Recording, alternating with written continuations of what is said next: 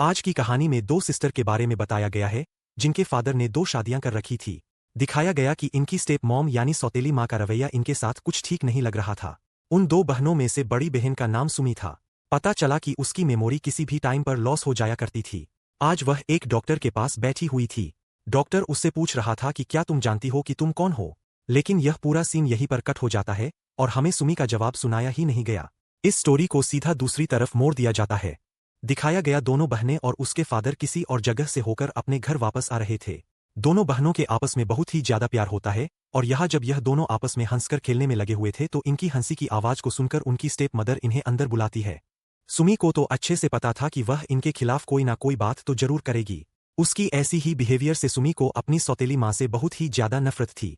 यहाँ पर रियलाइज हुआ कि सुमी अपनी प्यारी सी छोटी बहन का बहुत ख्याल रखा करती थी और उससे बहुत प्यार करती थी। वो यह बिल्कुल भी बर्दाश्त नहीं कर सकती थी कि कोई भी उसकी छोटी बहन को कुछ कहकर निकल जाए। अब जबकि यह औरत उसकी डैड की वाइफ थी, इसीलिए बिना कुछ कहे अपनी बहन को लेकर वहां से चली जाती है। जब उसने अपने रूम में गई तो उसने देखा कि हर चीज अच्छे तरीके से सहेजे गए हुए थे और उसके रूम का सेटअप काफी अच्छे से किया गया था। दरअसल यह सारा कुछ उसकी स्टेप मदर ने ही किया हुआ था क्योंकि वह सुमी को बिल्कुल भी पसंद नहीं थी।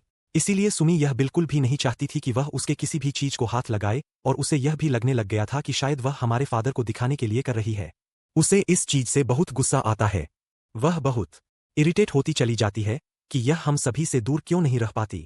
वो यहाँ खाना खाते टाइम कहने लगी कि यह हमसे हमारा फादर छीनना चाहती थी। गुस्से में उठकर अपने फादर के रूम में चली गई और जाकर अपने फादर के सभी कपड़ों को खुद से सेट करने लग गई, यह सोचते हुए कि इससे पहले उसकी स्टेप मॉम आकर इस कपड़ों को सेट करने लगे। कुछ टाइम के बाद जब उनकी स्टेप मॉम ने देखा तो उन्हें बहुत गुस्सा आता है और कहने लग गई कि यह मत भूलो कि यह सिर्फ तुम्हारे डैड ही नहीं बल्कि मेरे भी पति है। कुछ टाइम के बाद हमें सुमी के फादर दिखाए गए जो किसी से फोन पर बात कर रहे थे कि यहाँ के हालात बहुत बिगड़ते जा रहे हैं और अच्छी बात तो यह है कि तुम यहाँ पर बिल्कुल भी नहीं आ सकती।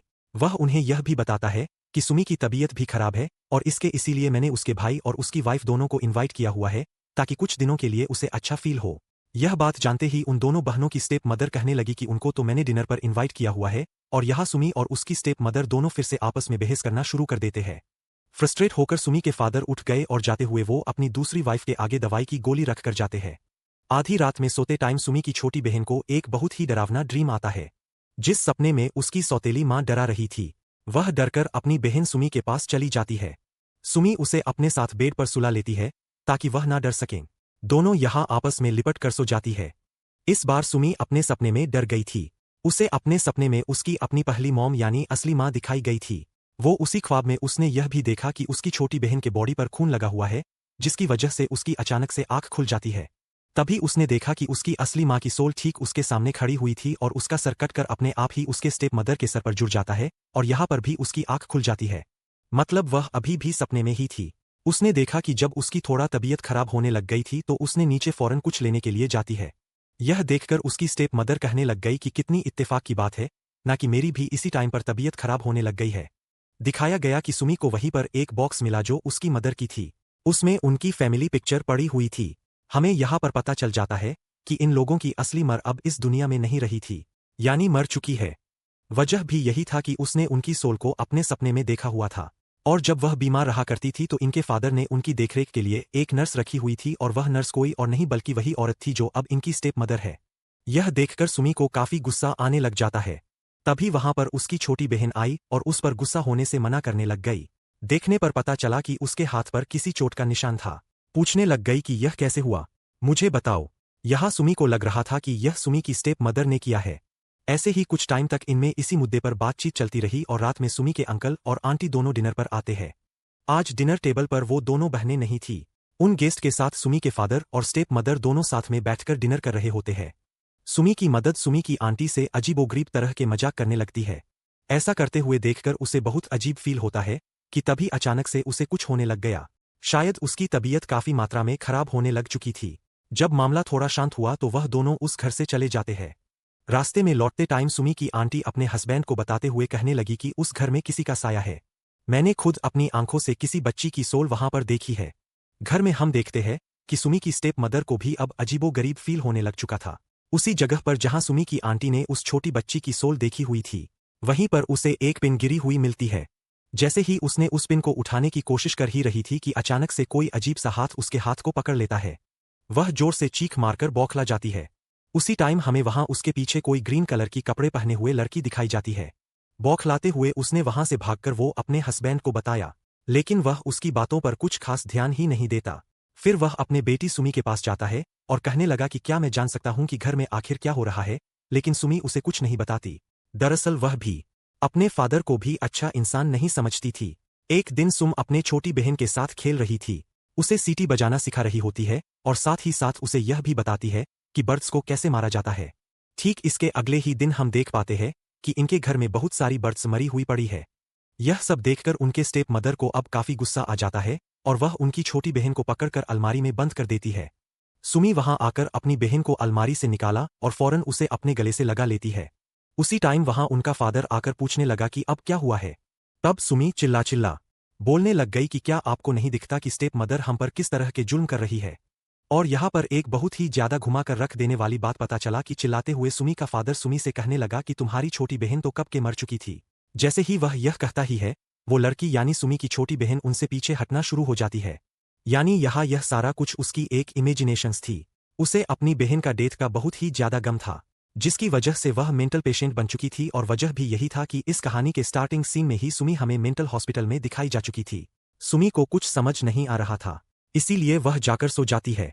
अगले दिन जब वह मॉर्निंग में उठकर आई तो उसने देखा कि उसकी स्टेप मदर एक बोरी में किसी को बंद करके बहुत ही जोर जोर से मार रही थी। सुमी को फिर से लगने लग गया था कि शायद वह यहाँ फिर से उसकी अपनी छोटी बहन को मार रही है, लेकिन यह भी उसकी एक इमेजिनेशन ही थी। लेकिन जब उसे अपने आप पर यकीन नहीं हुआ और जब वह अपने स्टेप मदर के पास गई तो इनमें फिर से काफी ज्यादा लड़ाई होने लग गई थी। सुमी की स्टेप मदर उस पर एक स्टैचू गिराते हुए उसे जान से मारने लग जाती है, लेकिन तभी सुमी का फादर वहां पर आ जाता है और यह सब होने से रोकने लगा। वो उसे सोफे पर बैठा देता है और यहाँ पर हम देखते हैं कि सुमी की जगह उसकी स्टेप मदर होती है और यह आदमी जो सुमी का फादर है उसे सुमी सुमी कहकर पुकारे जा रहा था। सुमी का फादर कहने लगा कि मैंने हॉस्पिटल में तुम्हारे लिए बात कर ली है, तुम्हें मेरे साथ जाना होगा। और दूसरी तरफ सुमी के स्टेप मदर के ठीक उसी के शक्ल के कोई दूसरी औरत उसके पीछे आ रही थी और जैसे ही कैमरा का एंगल चेंज हुआ तो हमें दिखाया गया कि सोफे पर तो सुमी ही बैठी हुई है और फादर सुमी से ही बातें कर रहा था। यहाँ यह सब कुछ हमें बहुत ही कंफ्यूजन में लेकर जा रहा था, लेकिन हमें यह भी दिखाया गया कि यहाँ यह सभी जब इस घर में आए हुए थे तो सिर्फ दो ही लोग थे, एक सुमी और उसका फादर। उसकी मदर की तो वैसे ही बहुत साल पहले डेथ हो चुकी थी और उसकी छोटी बहन की भी डेथ हो चुकी थी, जिसे वह अब एक्सेप्ट ही नहीं कर पा रही थी। यहाँ सच्चाई सामने निकलकर यह आया कि रियलिटी में उसकी मदर तो थी ही नहीं, बल्कि वो स्टेप मदर का रोल वो खुद ही प्ले किए जा रही थी। यानी यहाँ सारा कुछ सिर्फ उसकी इमेजिनेशंस ही चलती जा रही है। यहाँ पर हमें यह भी पता चल जाता है कि स्टेप मदर अपने हस्बैंड से कोई बात किए जा रही थी तो क्यों नहीं उसका जवाब देता था और ना ही उसकी बातों पर कोई रिएक्शन वगैरह देता था, क्योंकि वह असल में नहीं थी और वह स्टेप मदर के आगे जो मेडिसिन्स की गोली रखता था वहां स्टेप मदर न होकर सुमी ही रहती थी। इस घर में अब तक जो भी कुछ हुए जा रहा था वह सारा कुछ सुमी की इमेजिनेशंस भरे पड़े थे। यह सब सुमी के मेंटल डिसऑर्डर्स की वजह से ही हुए जा रहा था। यहीं से यह सारा कुछ देखते हुए सुमी को मेंटल हॉस्पिटल पहुंचा दिया जाता है।